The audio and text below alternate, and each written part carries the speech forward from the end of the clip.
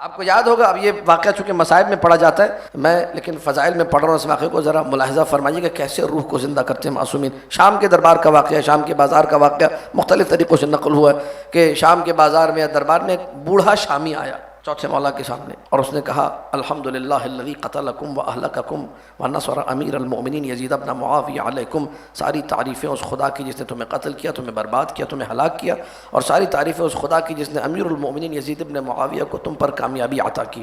سوچئے یہ بوڑھا کتنا مردہ ہوگا دلی طور پر جس کی زبان سے یہ جملے نکل رہے ہیں۔ مردہ ہے کہ نہیں؟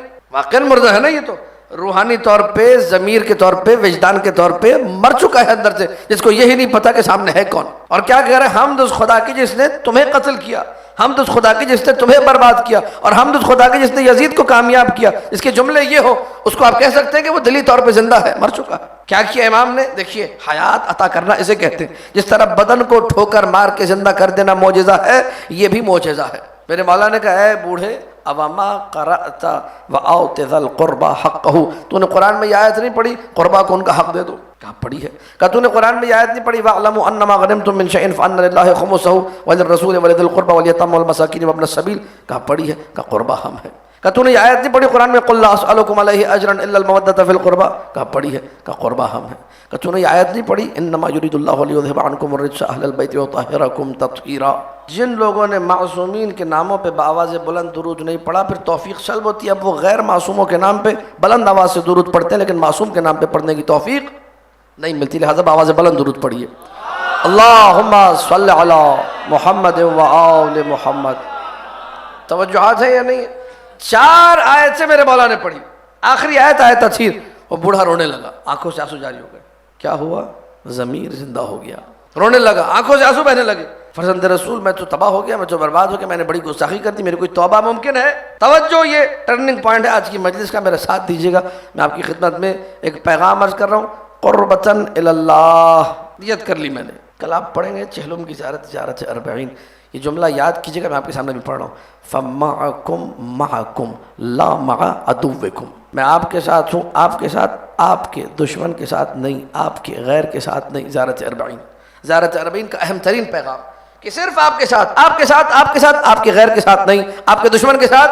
مولا نے کہا ہمارے ساتھ ہو جاؤ، دشمن کو چھوڑ دو، اللہ تمہاری توبہ قبول کر لے گا۔ توجہات ہے کہ نہیں؟ بوڑھے نے ساتھ کا اعلان کیا کہ میں آپ کے ساتھ ہوں، دشمن پہ لعنت بھیجتا ہوں۔ یزید نے بوڑھے کو بلایا، پوری توجہ چاہ رہا ہوں، یزید نے شامی بوڑھے کو بلایا، گردن کٹوا دی۔ یزید نے کیا کیا؟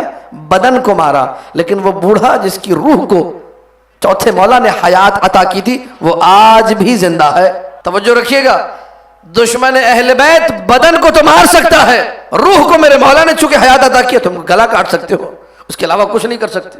لیکن پیغام دیا زین العابدین نے کہ اگر ہدایت مل گئی ہے تو اب ہدایت کا شرف یہ ہے کہ ایک طرف ہو جاؤ، یزید پہ لعنت بھیجو اور حسین بن علی کا ساتھ دو۔ اس نے وہی کیا، گردن کٹوا لی، کامیاب ہو گیا۔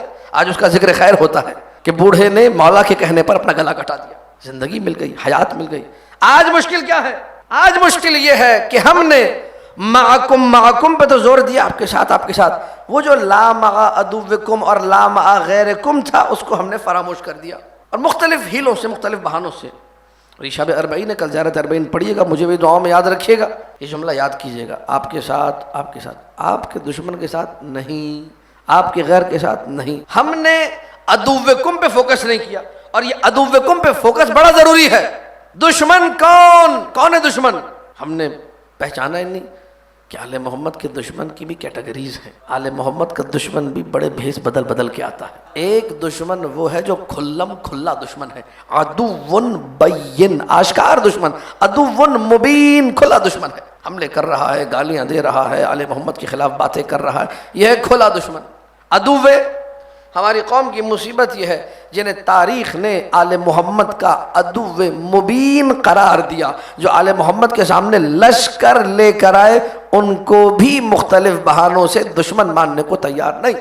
بھائی جنگ جمل سب کے سامنے ہے یا نہیں؟ جنگ جمل میں دشمنی آشکار ہے، دشمن کون ہے معلوم ہے، لیکن آپ کی قوم میں تتر بتر ادھر ادھر مختلف مقامات پہ آپ کو ایسے لوگ نظر آئیں گے، نہیں ایسے نہیں بولتے، بری بات ہوتی ہے، رسول کی زوجہ تھی، امیر المومنین نے احترام کیا تھا۔ یہ وہ ہے جسے کھلا دشمن بھی نظر نہیں آ رہا، جس کو کھلا دشمن نظر نہیں آ رہا، جس کو کیٹیگری جو سپرلیٹو ڈگری ہے، نمبر 1 کیٹیگری جس کو وہ دکھائی نہیں دے رہی، اس کو باقی 2 کیٹیگریاں کہاں سمجھ میں آئیں گی؟